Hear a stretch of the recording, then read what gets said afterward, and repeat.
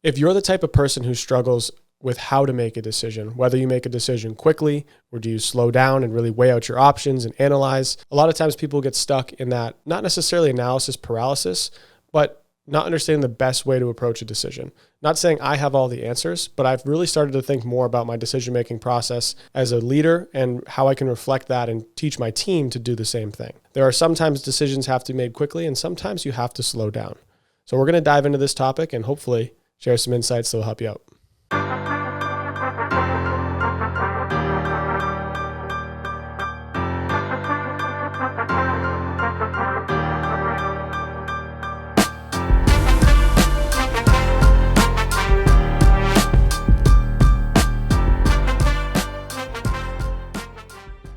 So as an entrepreneur, a sales professional, or an employee in an organization that's growing rapidly, there's probably a pretty good chance that there are a lot of things being thrown at your plate at once.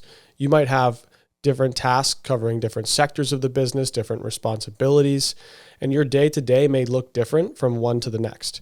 But it's important as you go through this process that you understand how to change your frame of mind to make the best possible decision as quickly as possible.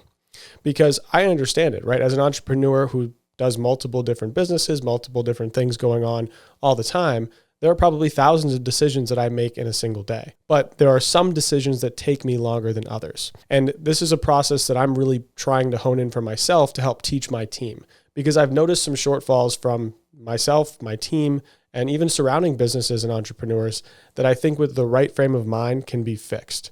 What I've noticed recently is sometimes decisions get made too quickly that ultimately create a longer process than the task should be as a function of just not taking enough time to do it thoroughly one time.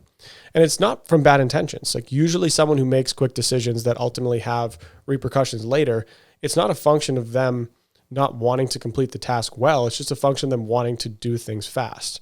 And fast is a level of service. Fast is a component of work ethic and employee relations. Like that's a good skill to have, but you have to be able to slow down a little bit when certain tasks come up. One specifically that I've been working on my team is when it comes to processing loan applications and loan requests, sometimes you have to slow down to do the task thoroughly.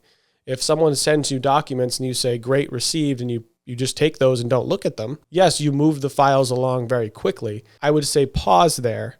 Take an extra 30 seconds, extra minute to go through the documents thoroughly to make sure there's nothing in there that's going to come up later. It's not going to change the fact that the issue is going to come up, but let's catch it now. And while this is going on, I know this particular person, these types of people, they're doing other things at the same time. Like they're answering other emails while the documents load. They might be answering texts or phone calls while trying to do this task. And that's all well and good. I appreciate the effort to make fast decisions, move things along quickly. But at that point in time, slow is fast. I'd rather you bookmark 10 minutes to look through those documents thoroughly, complete the task all the way, avoid any potential issues later, and make sure that that gets done properly versus trying to do 15 things at once and none of them are really done properly. And we end up having to either do them again later or actually do more work because of when the issue was found out later down the process.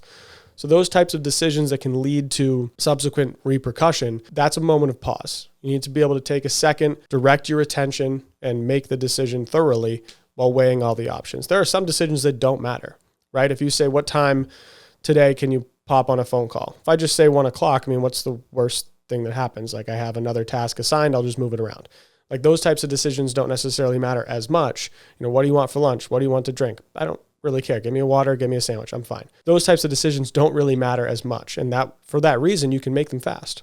And there's a lot of business decisions that you can make quickly, but some decisions you have to take that pause. Another one I noticed recently that I've been talking a lot about, it's a decision that's subconscious and it's where you place your attention. So a lot of times, especially entrepreneurs, their serial golden crutch is they have shiny object syndrome.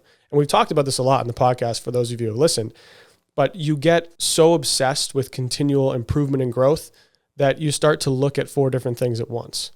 And that's a decision you actually subconsciously make, is to explore more and wider rather than looking at just one thing more closely.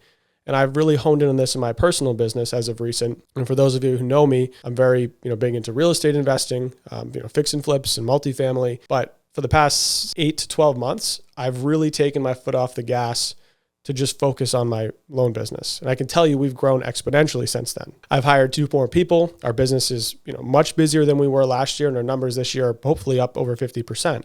But that was an intentional decision that I made. And it's a hard one, because why would you want to do less, right? Like, nobody inherently wants to do less at anything, but you have to be able to make that decision to move the needle forward sometimes. So don't always let your subconscious control, your life, especially when it comes to your business. If you can focus on one thing all in, you're going to be way more successful or have a way higher chance than if you tried to do 15 things at once. Once you get the systems down, then you can expand. You can't make that decision early on, and especially don't allow yourself to do it subconsciously. So if you can take away anything from this episode, take a moment to think about how you make decisions. Are there times where you made decisions too quickly that you really should have slowed down? Do you find your attention scattered and tasks getting half complete or incorrectly complete because you're not focusing on one thing? And when it comes to your business, really ask yourself, what's the highest ROI of my task?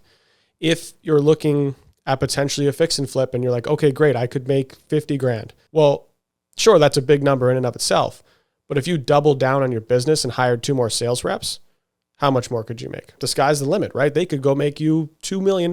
Who knows, right? They could be all stars. But you need to be able to understand that you're making that decision by where you put your attention. Don't think that your attention is always just aligned with where you want to go. Sometimes you have to recorrect. Just like a car on the highway, sometimes you got to change lanes. And don't let yourself just fall victim asleep at the wheel. Hope you enjoyed today's episode, and we'll see you on the next one.